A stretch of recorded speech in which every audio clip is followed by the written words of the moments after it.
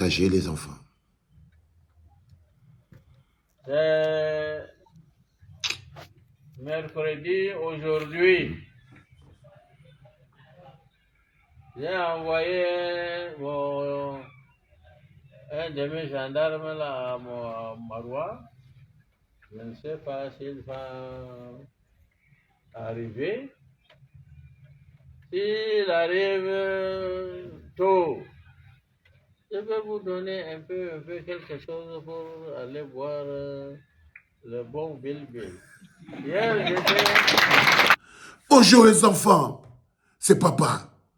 Mon mur est un asile psychiatrique à ciel ouvert et ma salle d'attente est toujours bondée. Bienvenue à la clinique les enfants. Avant de commencer, tu partages.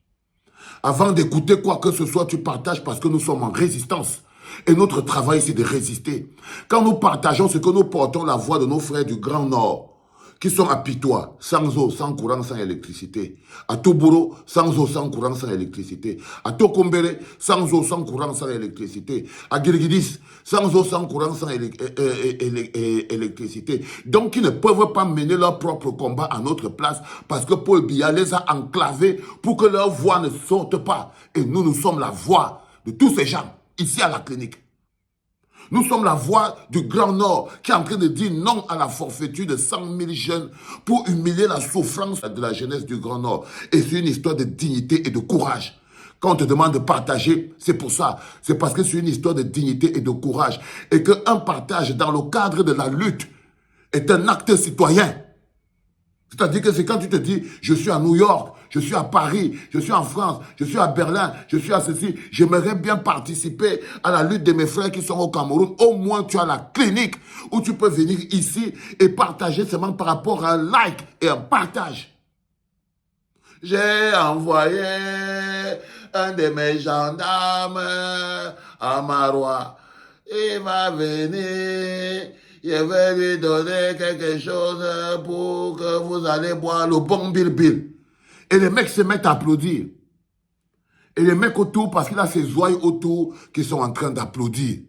Pour qu'un monsieur comme celui-là continue d'avoir un pouvoir comme celui-là sur des jeunes au Cameroun, ce n'est pas lui qui est fort, c'est la jeunesse qui ne connaît pas sa force. Parce que je ne peux pas dire que la jeunesse est faible.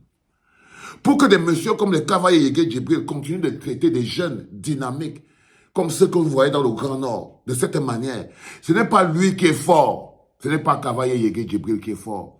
C'est la jeunesse du Grand Nord et c'est la jeunesse du Cameroun qui ne connaît pas sa force. Et il est important que quelqu'un vous rappelle votre force et votre détermination. Vous êtes un peuple de guerriers. Vous êtes un peuple de guerriers. Les guerriers ne peuvent pas assumer et accepter le mépris en longueur de journée.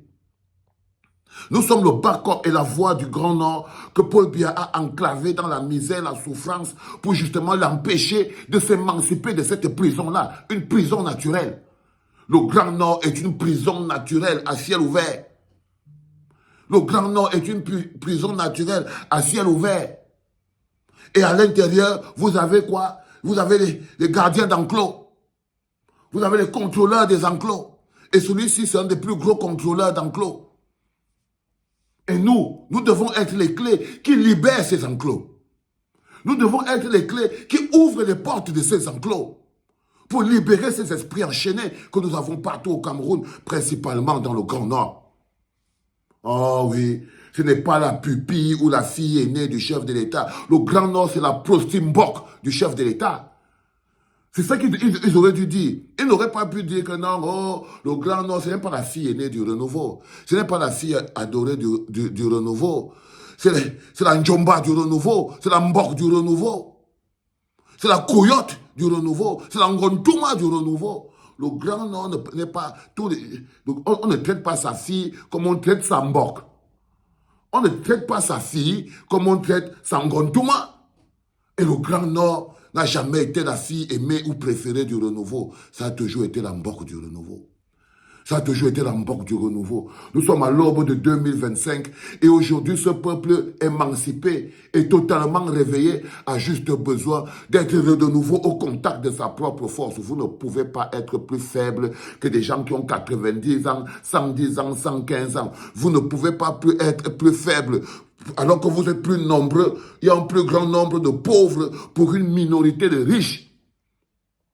Pour une minorité de riches, on a un plus grand nombre de pauvres. Vous ne pouvez donc pas être plus faible parce que vous avez la force du nombre. Même ces quelques jeunes qui sont utilisés pour pouvoir être les mains qui appuient le cours de la jeunesse, parce que pour que vous compreniez très bien comment ça fonctionne, je voulais toujours expliquer.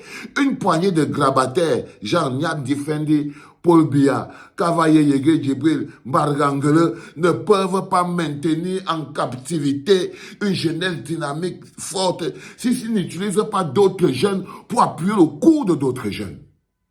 Pour appuyer le cours de d'autres jeunes. Partage, petit. Pour appuyer le cours de d'autres jeunes. Et nous, on doit pouvoir le comprendre pour pouvoir s'en émanciper. Et lorsque le Grand Nord, comme toutes les régions du Cameroun, parce que le combat du Grand Nord, c'est émanciper de ces élites prévaricatrices et voleuses. Parce que le problème, comme Charles Ateba, il le disait, le problème du Cameroun, ce sont vos élites qui font le lien entre vous et Paul Biya. Vous vivez dans le mensonge. Ils vous appauvrissent pour que chaque graine de riz qu'ils mettent dans votre bouche ait de la valeur du caviar.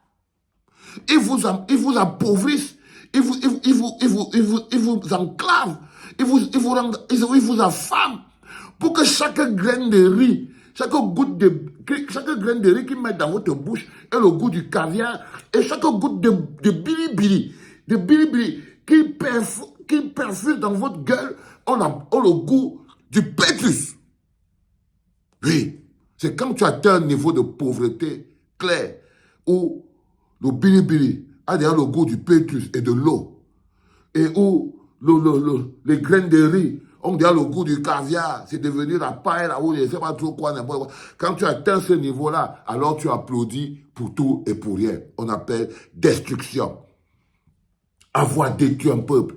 J'accuse Kavaye Yege Djibril d'avoir détruit nos frères et sœurs du Grand Nord. Je l'accuse de se nourrir de la misère et de la souffrance de la jeunesse du Grand Nord. Je t'accuse, Kavaye Yege Djibril, de aspirer la vie de la jeunesse du Grand Nord pour te maintenir en vie. Je t'accuse. Je t'accuse, frérot.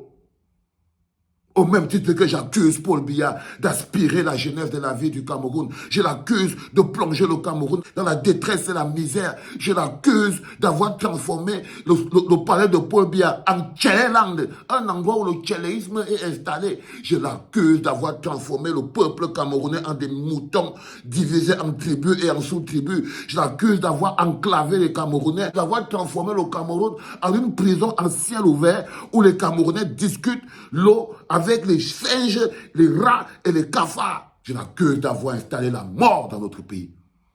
Ah oui, je t'accuse, Paul Biya. Je t'accuse pour ça. Je t'accuse d'avoir appauvri des hommes dignes. Je t'accuse d'avoir appauvri un pays fort.